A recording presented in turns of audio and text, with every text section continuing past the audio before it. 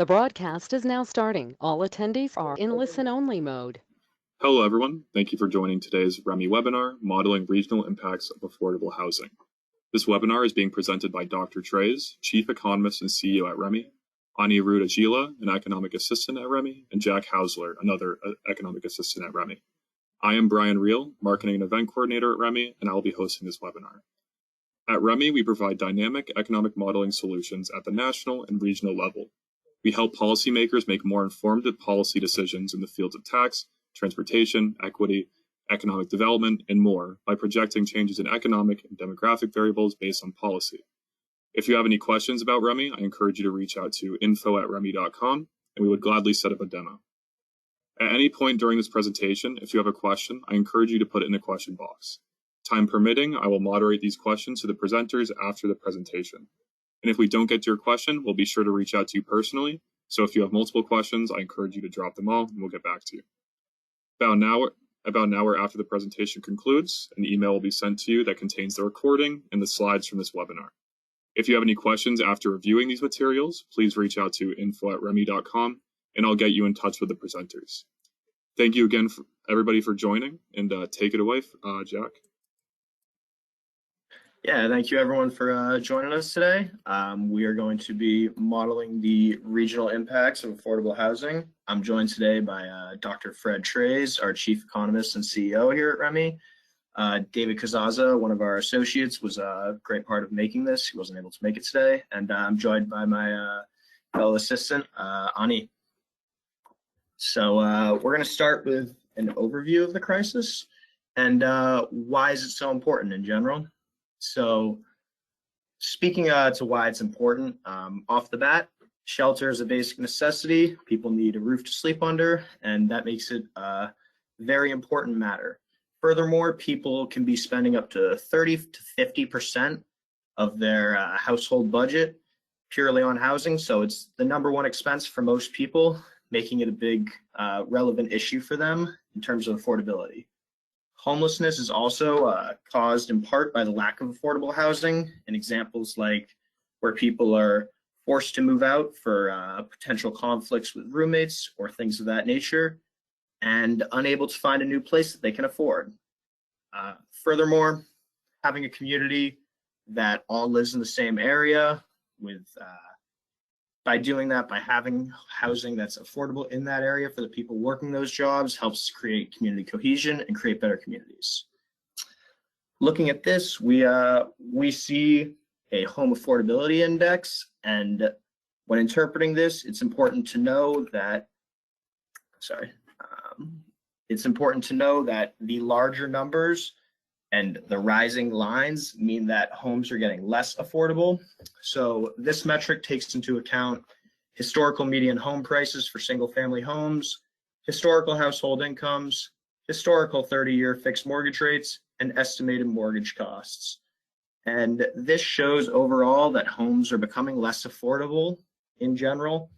The yellow line illustrates that homes are becoming less affordable for people with 75% of the average annual household income, and the green line illustrates that they're becoming even more or even less affordable for people with 25% of the median household income.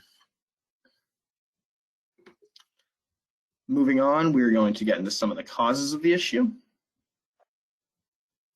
So initially, it is a historically ongoing issue as there's been a historical housing shortage.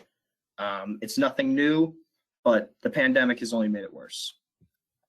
In terms of zoning, zoning of land places restrictions on where residential homes can be built, and it restricts the development and the increase of housing supply. Higher consumer standards have also been a factor, as people want bigger homes with more and more amenities, which leads to higher input costs.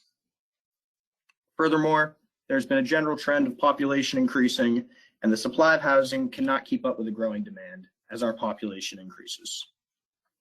I'll be turning it over to you now, Ani. Yeah, so what were the factors that actually made the housing crisis worse? So So during the pandemic, due to the limited working capability, we couldn't supply new houses to meet the demand. There was a shortage of approximately 6.5 million homes in 2023. And then there was a misplacement of who occupied low-income homes. Out of the 7 million units that were made for low-income families, about 3.5 million were occupied by families with a higher income. Then the concept of remote work became popular during the pandemic. So people chose to live in different cities. They moved out of their current homes looking for new homes. And then finally, the low mortgage rates that were instituted to drive economic growth. In November 2020, the mortgage rate was about 2.7%, which was almost a whole point lower than 2019.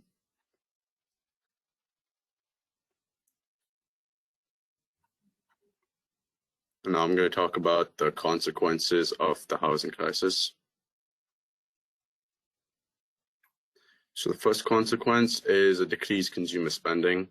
70% of low-income families spend more than half of their income on rent. They now have a very small income to spend on goods and services that would actually help drive economic growth and help the economy. And then due to the rapid population changes that, so like I said in my previous slide, due to remote work, people were moving out of crowded cities, out of expensive areas, into cheaper and areas with more space.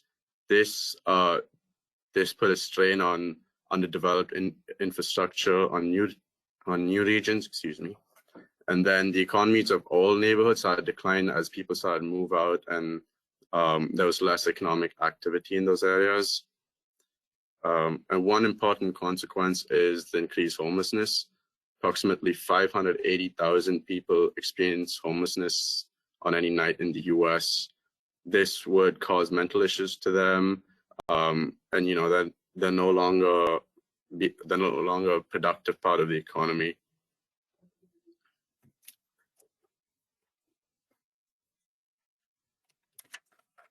Now I'm going to talk about possible policy changes that could actually help this crisis. So the first strategy that I'm going to be talking about is the Build Baby Build strategy. The objective of this would be to relax zoning laws in order to build more houses in a given space of land. This strategy would create more housing, as we would not be limited to just building single-family homes in an area, and we could increase them to multiple family homes. And the impact of this would be an average price drop in housing prices due to the increase in supply. The next policy would be a Robin Hood policy, where we institute a progressive income tax. This strategy would help us, as the excess revenue that we get from a progressive tax could be used to subsidize rental prices, and that revenue would basically drive down the prices. The impact would be that there would be less money to spend on housing, and will eventually drive down these prices. And finally, a third policy that we would like to see would be transportation. The objective of this would be to make it easier for people to move from areas outside of cities, from low-income areas into areas with high-paying job opportunities. It would allow for more people to access higher-paying jobs. And the impact of this would be that people from low-income areas will have the potential to earn better wages and grow their personal wealth.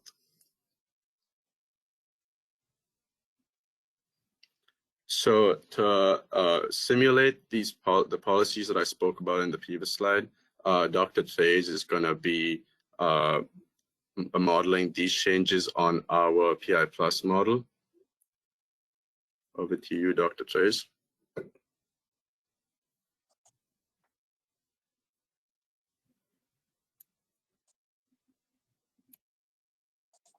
Okay, thank you very much, Adi and Jack. So yeah, I wanted to. I really appreciate that introduction. And housing's a huge concern, again, because it's a basic necessity. It uses up 30 to 50% of household income, especially with lower income families, 50%, and it's connected to a lot of issues. Housing is sort of fundamental to the community, to having a community workforce, and one of the key concerns of counties. So to actually quantify these various scenarios that we've sort of laid out, the transportation, the we sort of have these snappy names here: trains, planes, and automobiles for transportation; Robin Hood for the idea of raising the income tax and then subsidizing rental housing; and then the build, baby, build scenario. And yes, is an academic term, build, baby, build, for just expanding, relaxing zoning regulations and allowing more home construction to occur. So the model I'm using here is one of the Bay Area, Northern California models, which is a 9-region, 70 sector model. And I'm going to be looking at San Francisco. Well, San Francisco's a very unusual economy in the United States. The same model responses, sort of calibrated to like what the regional economy would look like, would happen for any region that's facing these affordable housing questions. San Francisco and the Bay Area is actually a good place to start, because the places where the affordable housing issues are the most extreme tend to be the coastal, high density, so-called star cities along the coast. But affordability is becoming a general issue all across the country. I'd say beyond the coastal regions. You also have areas in the Mountain West, which have had a lot of in-migration during the pandemic period, experiencing very, very tight housing markets, and just generally across the country. So I've built these scenarios down here at the bottom. Let's see if I can just reproduce them one by one to understand how to go through the process of selecting a policy variable, running the REMI model, and then producing the results. So I'll start here with regional simulation, and I'll just type in the search bar the housing price, and then to use the housing price. So basically, what we're looking at with this relaxing zoning and allowing more residential construction, like suppose you just have a vacant or underutilized area which is not being developed due to various zoning restrictions, and then you just by fiat change those zoning restrictions, so now you allow developers to go in and build more housing. So this question of increasing aggregate housing, Glazer from Harvard is sort of a proponent of this approach, is like this is the way to produce affordable housing, just by increase aggregate housing supply, and that's more efficient and more effective than targeting particular segments of the market. Now we're talking about shifting the supply curve outward, so that's going to have, if we think of a supply-demand diagram, it's going to have two effects. One is more housing quantity, and another effect is lower housing price. And the way that the model is constructed is that shift in the supply curve is determined jointly, and the way the model's constructed is you want to go in by changing the price, and that will also increase the quantity of the aggregate of the housing stock. So we go in here, residential housing price, select that variable. I will put in a 10% reduction in the city of San Francisco. Starting 2024, take that out to 2040. And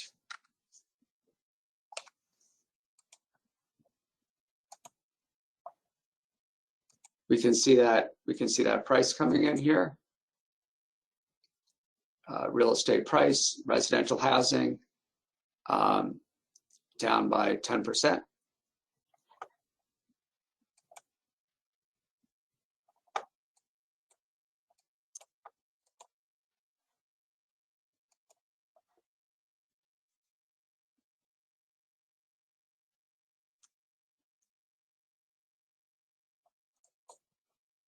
Okay. And as this is running through, we want to go in and we'll first see the summary effects of this, and then I want to look at the change in the housing price, the change in the personal consumption expenditures price index with housing prices that will increase real wage, increase the capital stock and the population. So first, we can see here that we've just by fiat gone and added additional housing into the economy. So employment goes up, and then population grows up. So if we could just by fiat lower the price of housing, there's going to be new construction, new people moving into the area, and additional population as well as employment. If I want to look at what happens in the capital stock for housing, this illustrates how you've sort of jointly lowered the price of housing and then increased the level of housing. So this concept, residential actual capital stock, is measures essentially the capital in housing. So this would, residential capital stock is housing capital, apartments and single homes. And the way that this is built up, the dynamics within the model, is there's a calculation of the residential optimal capital stock, which is both what's the demand for capital and what's the cost of building that capital stock. So now the cost of building the capital stock has gone up. So your optimal level shifts upward. So we can see a big jump once we put that policy instrument into place, allowing more flexible zoning to have new construction of housing, so that mathematical optimal level of capital has gone up. And then we have a speed of adjustment. So the new housing is built up through additional investment, construction investment year by year. So over time, it begins to approach that higher optimal level. So we can jump into the analytical graphs to look at the relative housing price.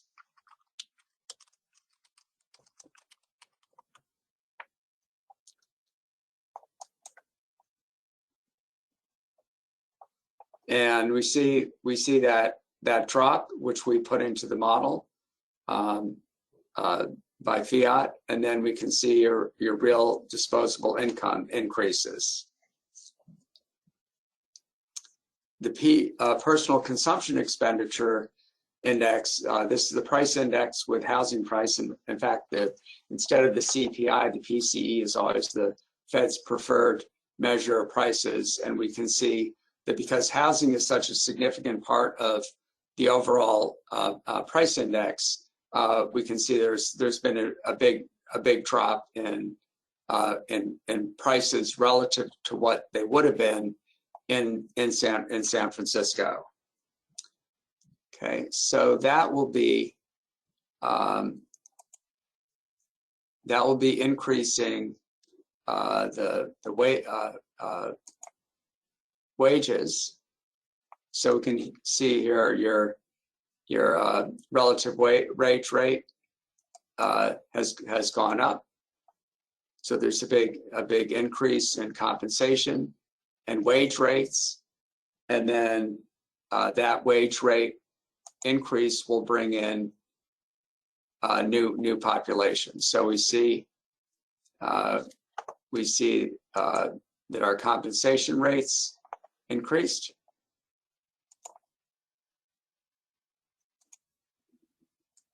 I can take all that up. The price index has gone down. The compensation rate has gone up, and because compensation rate has gone up, we see that increase in the compensation rate will then pull additional economic migrants into the region. So I can go and look at that population change. The red line shows economic migration year by year, and this is relative economic migration. So whether there's in-migration or out-migration from a region, the simulation result is just looking at the differences. So if San Francisco would be losing population, that means it's going to lose 4,000 less. If it's going to be gaining population, it means 4,000 additional population per year beyond what it would have been. So the economic migration is a flow of migrants moving from other parts of the country into San Francisco, and the population change is the net result. So the first year you have about 4,000, the next year you have about 3,000, which adds up to 7,000 net population change, and so on into the future. And it sort of curves out here to long-term equilibrium change, and sort of that curve flattens out. So this is just how we show and how we quantify what's the effect of relaxing zoning in order to bring down housing prices. We can go here and examine how it's impacted inflation by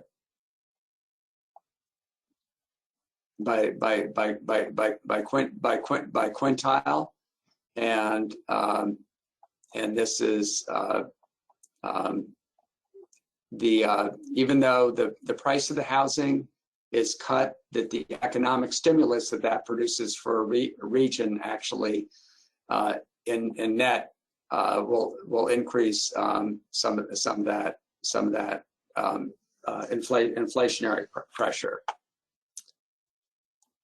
Okay, then I'll move on to example number 2, which we're sort of naming the Robin Hood example here. So in this case, we've set up the policy variables, and the inputs list are going to be a new property tax, and then new personal taxes, and it's actually a negative property tax. So we have a subsidy for renters, and we have an across-the-board income tax. If I pull back and find these variables, we have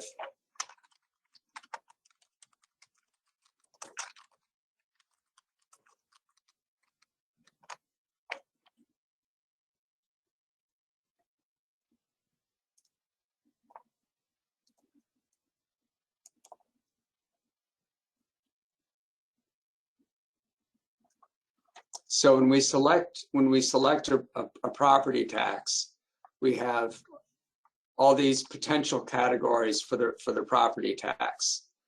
There are 4 different consumer types of property taxes, and then there are other business types of property taxes.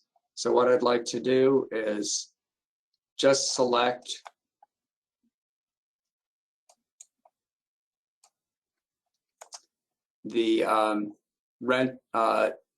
rental of tenant occupied non-farm housing.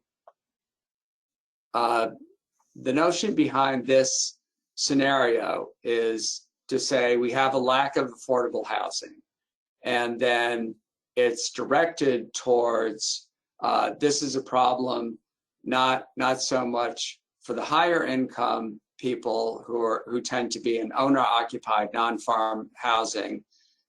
In fact, they may have pre-owned their house. They may have owned it for 10 or 20 years. So an increase in the price of a home doesn't necessarily impact their economic well-being. This imputed rent for an owner-occupied non-farm housing is basically, what would I pay myself if I were to be renting out my house from myself? So it's not an actual rent that's paid, but it represents the value of that owner-occupied housing. So then, if we're going to subsidize housing, we just want to target the tenant-occupied non-farm housing. In other words, apartments. So we're targeting rentals, generally speaking, for apartments. And the unit we want to put in is fixed local dollars. I put in 300 million for this, and then again for the San Francisco region. Now, in order to pay for this,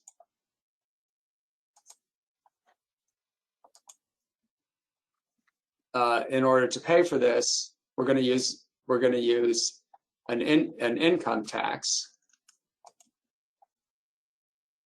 to offset that rental housing subsidy of 300 million.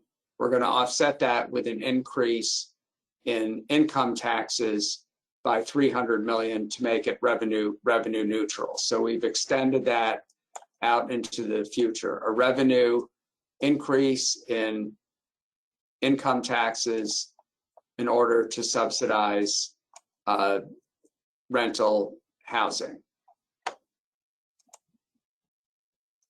Okay, so the top line, we can see that employment drops, so that the income tax increase and the negative effects that's had on economic activity and migration, even though it's a revenue neutral change, the negative effects that income tax has on employment tend to be offsetting the positive employment effects that you'd get from the subsidy to the rental housing.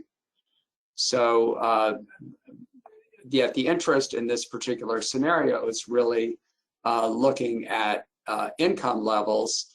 If we've identified the problem with affordable housing is really an acute problem for lower income groups, and that's what makes it a policy problem. So it's very reasonable to focus the policy on what is the effect across various income groups. So just to go in and look at the income distribution effects on that, we have a module in the model called socioeconomic indicators, which is going to be able to look at income distribution, employment by demographics, education, labor force participation, and other socioeconomic indicators. In this case, we want to look at inflation by quintile. So what we've done here is we've given a subsidy to rental housing, and rental housing is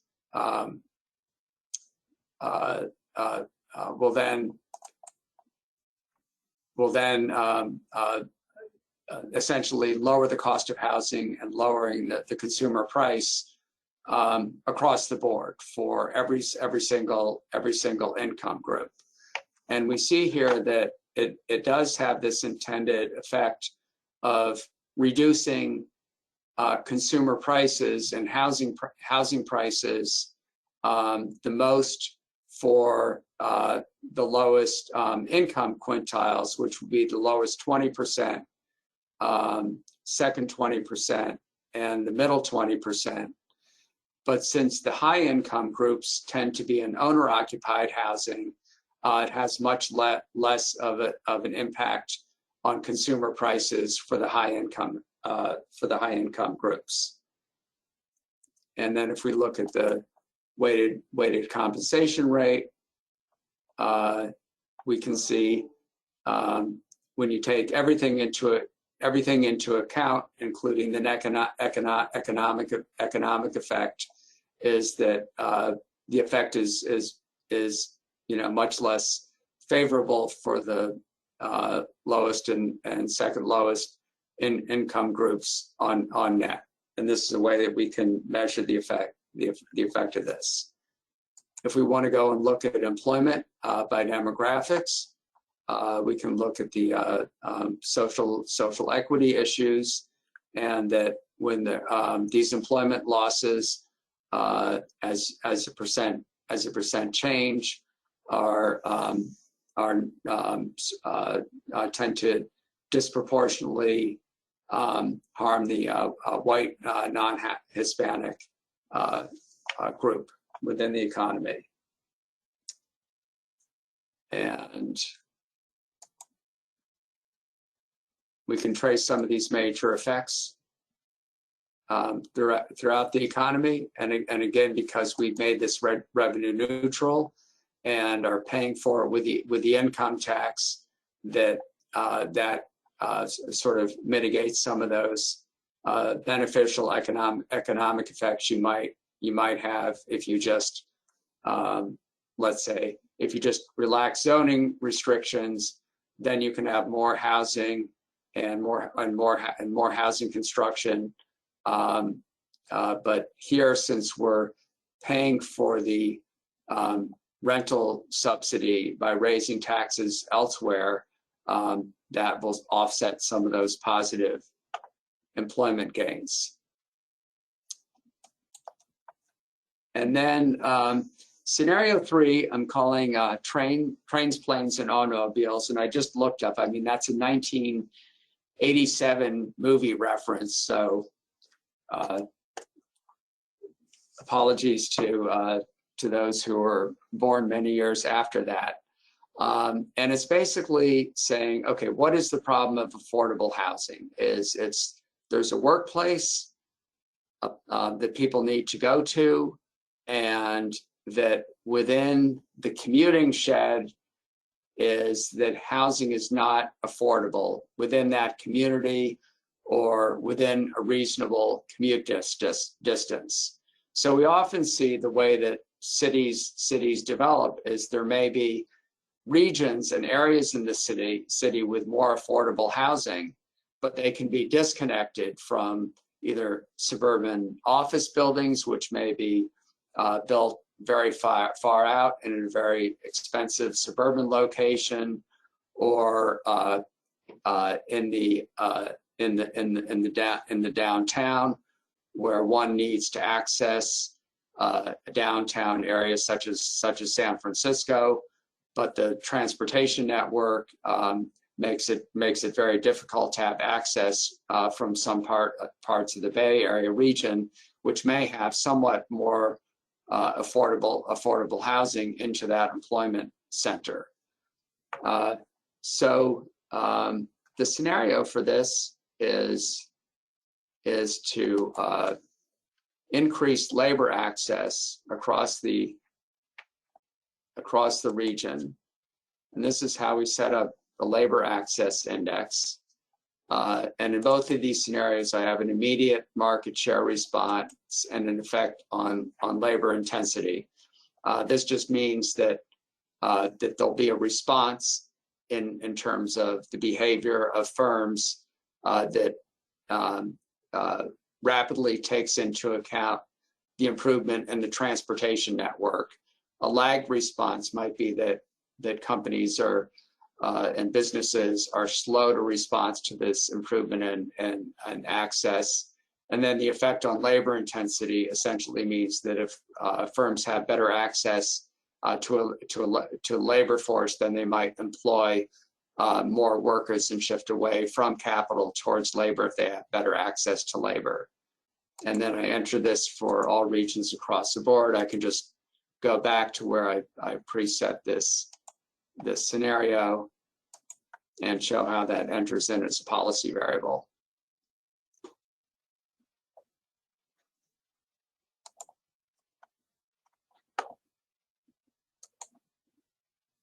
So here's our effect, the labor access index, and this is a very basic simulation where it's just within San Francisco County. I've improved this labor access index by 10%. So in a more fully built out scenario, you might want to look at all the counties, Alameda and Contra Costa and so forth, and build in the entire change in the transportation network. So this is only within San Francisco County, but if you're in Alameda or another nearby county, is the improvements in San Francisco County mean that you have more ready access into the central business district. So it captures that effective improved labor access. And if I click over here to the results, I think the first thing to notice here, this is for all regions, that employment goes up. I mean, you have a transportation improvement. I haven't shown how you're going to pay for it or how you're going to make it happen. So I've just looked at one side of the equation, which is improve accessibility. So this might be expected to have employment increases if we haven't financed it or anything along those lines. So a more comprehensive simulation would be look at what is the network improvement, how much does it cost, and so on. So if I look within San Francisco County, we have two concepts here of employment, which is very interesting. One is employment by place of work. So that's called non-farm employment, and then residence adjustment, which takes into account commuting.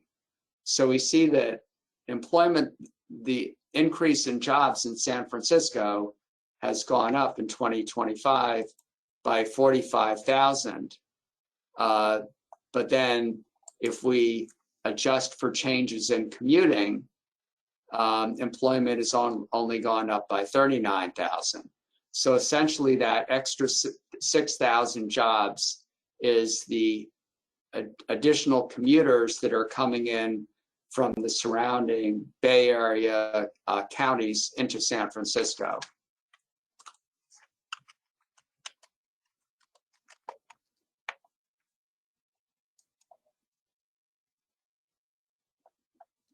So if I go here and look at commuter commuting income,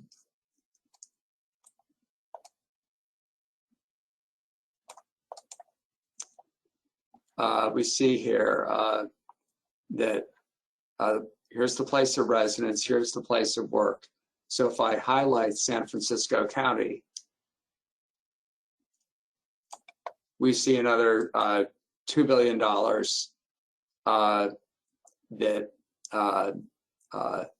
of work in San Francisco County that is being met by workers who live in all the other counties. So this 551 million is residents of Alameda County. So by place of residence, they're in Alameda County. By place of work, it's San Francisco County. And this is a change over the baseline.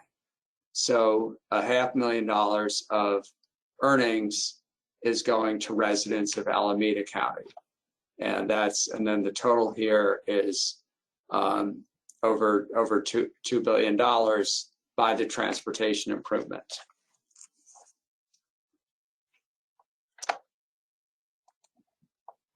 then we can see then these effects on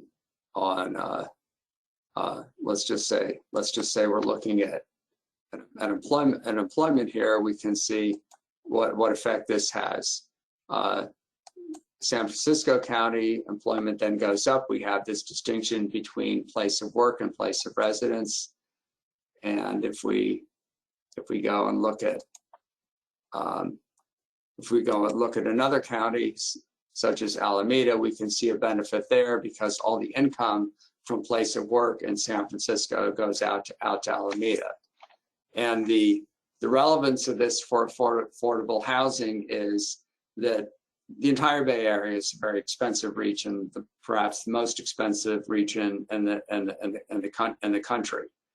But within that area, there are some areas that are relatively more affordable than San Francisco. So a way to meet the affordable housing issue is by improving transportation access from locations where there's affordable housing to places where the jobs exist.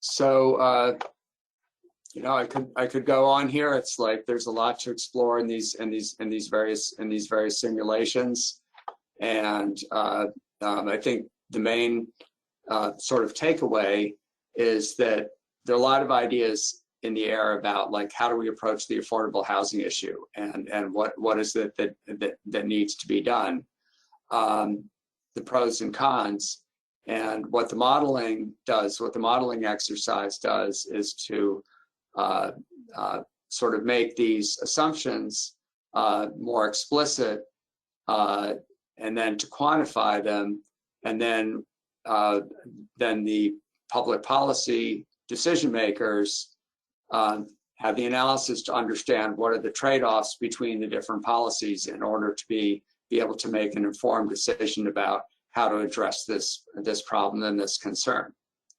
So thank you very much, and we look forward to the question and answer period here. Awesome. Thank you, everybody, for attending, and thank you to Jack, Ani, and Fred for the great presentation. We'll shortly be getting into the question portion of the presentation. So if you have any questions, I encourage you to drop them into the box now. And I'll say that we do already have many questions, but I'd still encourage you to drop your question because we'll make sure to reach out to you individually and assist you how we can.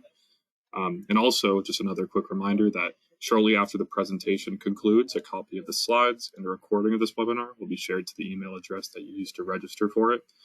If you have any questions based off these materials, I encourage you to reach out to info@remi.com, and I'll make sure to connect you with the presenters so that they can assist you with that as well.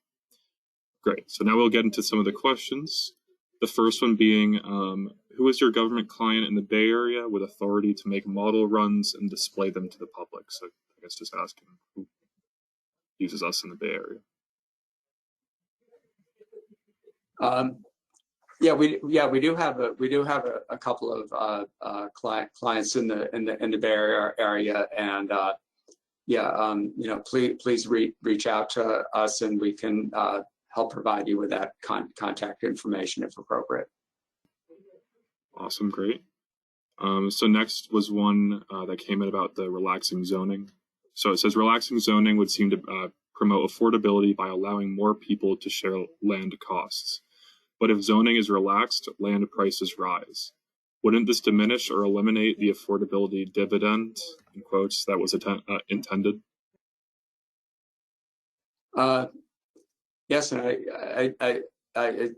we can see that, like, that additional construction, that additional economic activity, and like sort of even if you take it further, is like, you know, there's more agglomeration tends to mitigate to some extent the advantage of, like, you relax the zoning regulations. So you know, New York historically has like very high dense housing and office construction, but then when you get all these productivity benefits out of agglomeration economies and the productivity of having such concentrated economic activity, that's going to drive costs up. So you do sort of have this scenario. Well, you know, in the long term, is people are free to move where they want to move. So in the long term equilibrium is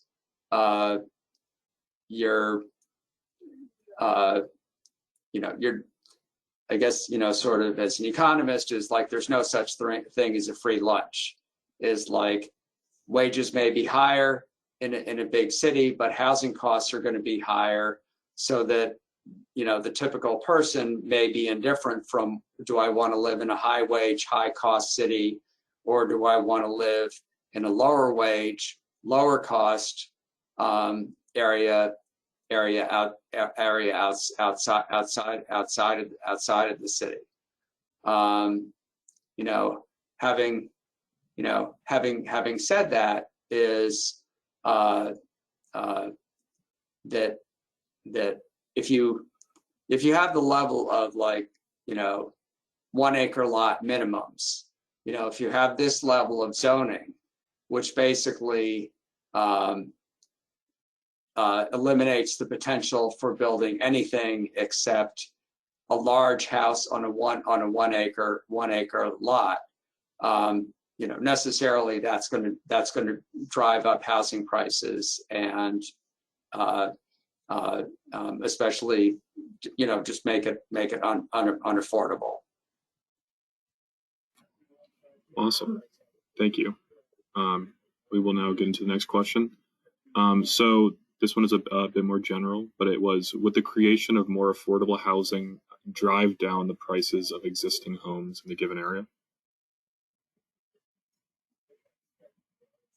I would say that that's one of the dynamics that's taking place, and it's, you know, it could be reflected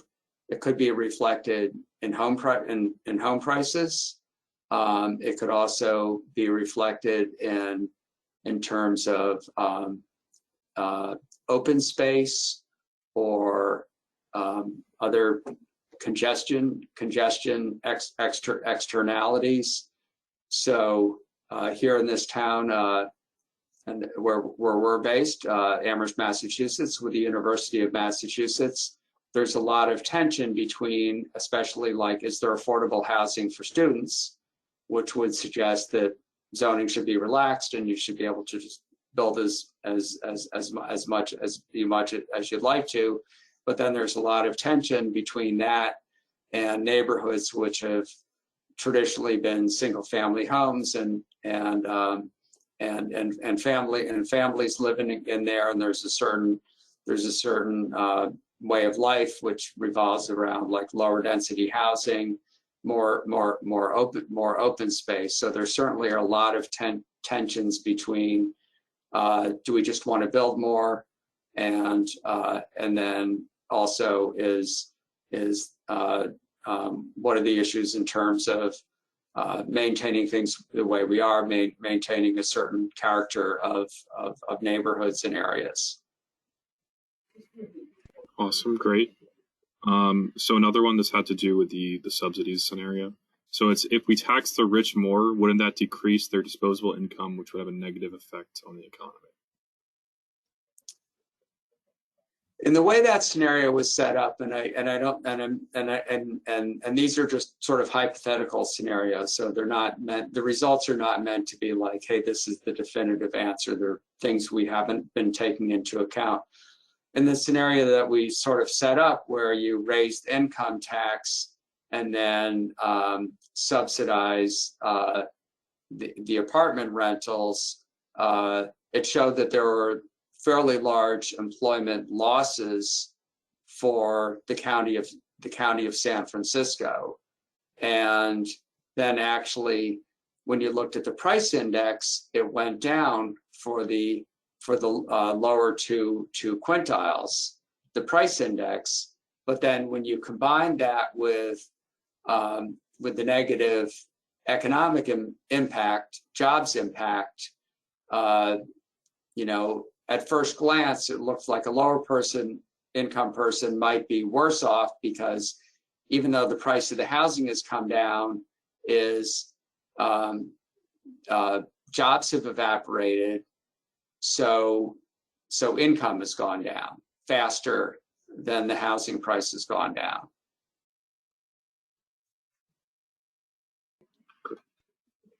Jack or Monty, did you have something to add to that, or do you reflect the sentiment? Yeah. So yeah, sorry, I've just been, Brian's been asking me the questions that I'm answering. What are these things? Yeah. Yeah, we can get. There's a question that's coming right up. That's it's more of just a reinforcement of, I think, what we said. So I'll just mention it.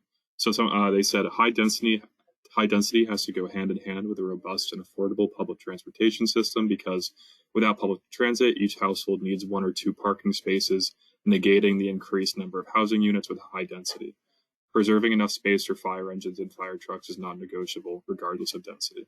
And I would say, yeah, we didn't look quite into that specifically, but that definitely does reflect kind of the sentiment of the presentation. Do you have anything to add to that, anybody? Or if not, we can go to the next question. Got it. All right, we'll keep going. But I guess I'll just toss out there is like this idea of like affordable housing. It really is connected into transportation. And so does that mean affordable housing within 20 minutes of work? And then if the transportation system is not good, 20 to 40 minutes from work may be very close in, and it may be very hard to get that affordable housing. So I think one of these issues that's coming up, in any major city is like in New York, how easy is it to get from New Jersey into New York City, or similar cases in other places.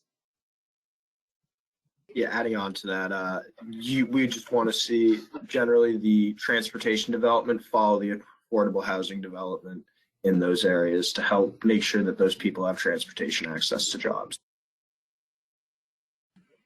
Awesome. Great. Thank you for the thoughts on that. So next, it was have any YIMBY, so yes in my backyard as opposed to not in my backyard, anti-single family zoning activists on the west coast of the U.S. seen your modeling and provided a reaction in the public domain. That's a very complicated question. Could you read it again? Ryan? Yeah, sorry. So have any YIMBY, so yes in my backyard, as opposed to there's kind of been like the NIMBY, no, not in my backyard for like affordable housing. Anti-single family zoning activists on the west coast of the U.S. seen your modeling and provided a reaction in the public domain. I'm not sure, but we'll probably hear from them this afternoon. Awesome. All right. We will, I mean, we're working through this type of issue with a lot of clients in all regions of the country, and we're very interested in discussions and approaches. And what the modeling is trying to do is to help quantify these approaches, and then also to help inform about trade-offs. Awesome. Great. So the next one was, so in reference to the first simulation, was the 10% ad hoc or based on evidence? And I think what Fred would say is that it wasn't meant to be like very like in-depth analysis. It was more just a demonstration of how it could be done. And with more data, it would probably be different, but I'll leave that to you guys. Yeah, I think that says it well. Right. Awesome. Okay, great. So we'll keep going. So if you reduce the property tax on rental buildings, wouldn't that cause land prices to rise under these properties, thereby diminishing or eliminating the affordability benefit? it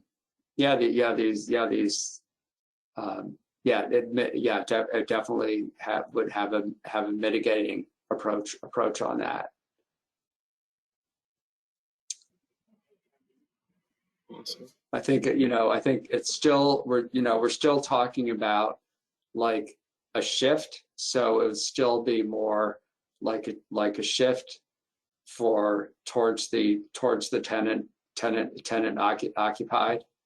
I think in that initial chart we showed about housing affordability, it's sort of, there have been phases where it's become less affordable and then more affordable. So since the 1970s, there's been in the early 1980s, following the 70s inflationary period, and then the Fed came in with really high interest rates, housing became incredibly unaffordable in the early 1980s.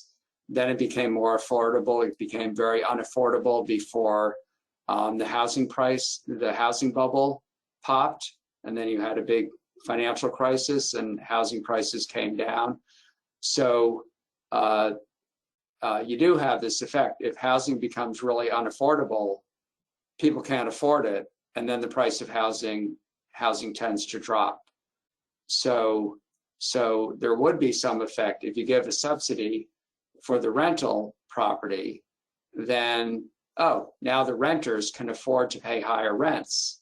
So the landlords might just raise the rents and sort of take away a lot of that initial benefit that you've had from the subsidy.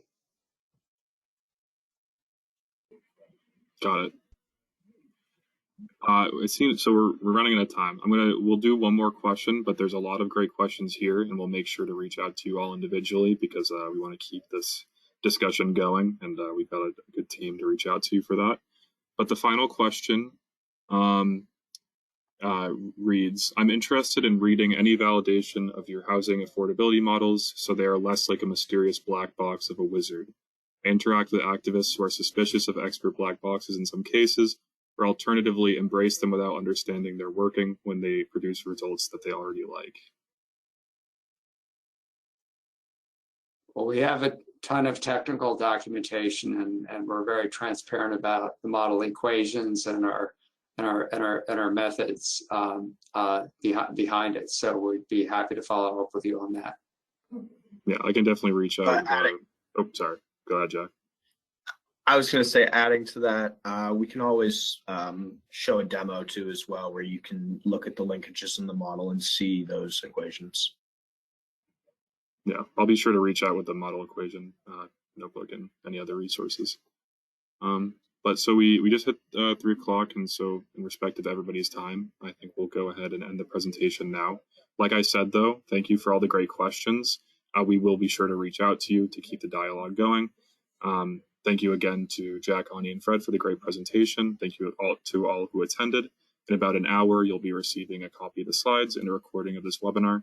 And if you have any questions about these materials, we encourage you to reach out to us through email. Thank you again, everybody, and we hope you have a great day and a great rest of your week.